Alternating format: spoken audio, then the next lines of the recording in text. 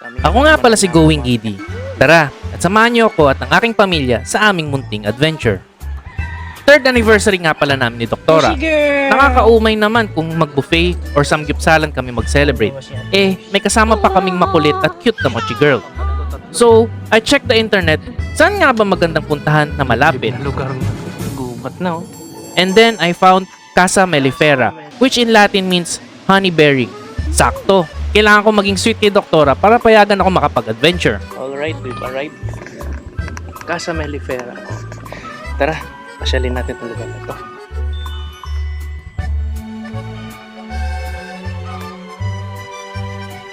Dami nga lang mananakaw, mami. Nangangati kamay ko. Medyo palog nga lang tong si Casa Mellifera, hidden within a subdivision. But I'm impressed sa ambience ng lugar. Lush greeneries, tall trees that provide shade na kahit tanghaling tapat presko pa rin. Hindi mo ramdam ang init at talinsangan ng syudad. Ito yung oras na gusto ko nang ilabas yung hammock ko sa sasakyan para maidlip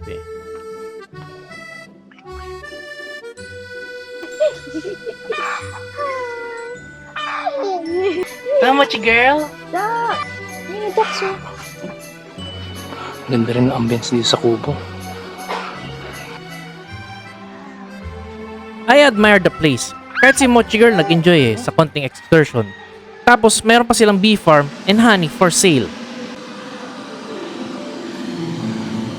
Tama, girl, na bee. Mabait sila na bee, hindi na nanusok.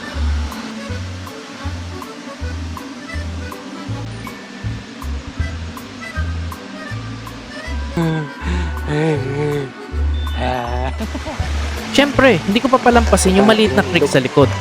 Sarap sana maligo kaso baka makurot ako ni Doktora. Kaya, tamang admire lang sa Gedli.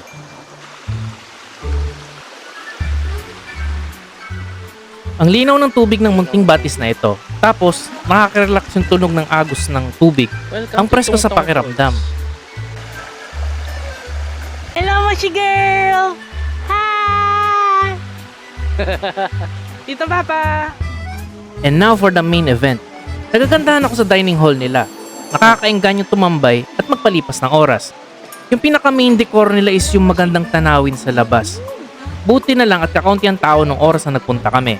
I bet jam-packed ito pag may events or weekends. Price-wise, medyo pricey kung vegetarian ka. But sa akin, it's all worth it basta masayang family ko. Oh, salad na. Punong pandangal. Yay! Ganda ng ambience dito. Hello, Mochi Girl. In regards sa food, not too much to be expected for me. Hindi siya yung gourmet, flamboyant, or yung bundat ka after. It is hearty and homey that warms my tummy, ika nga. Yung honey garlic chicken nila was spot on. Na-enjoy ni Mochi Girl. Hello. But ang pinakabentahe sa akin sa restaurant na ito is yung hospitality ng staff nila. They are willing to assist. Di sila annoyed kahit medyo nag-iingay na si Mochi Girl. One of their staff named AJ was prompt and even gave Mochi some toys to play with para hindi siya maboard. And I appreciated that. Ito na si Mochi Girl. Ano? Yung may bee. Wow! Nabubor yung na kasi. Laro naman ng Mochi Girl. To sum it all up, we are pleasantly satisfied. Worth it yung biyahe paloob sa kawalan. Maganda yung place, masarap yung food, at mabait yung staff. Si Mochi Girl. Sana napasaya ko si Doktora sa araw na ito. At hanggang dito na lang muli tayo. And this is Going Giddy. Till next time, ciao!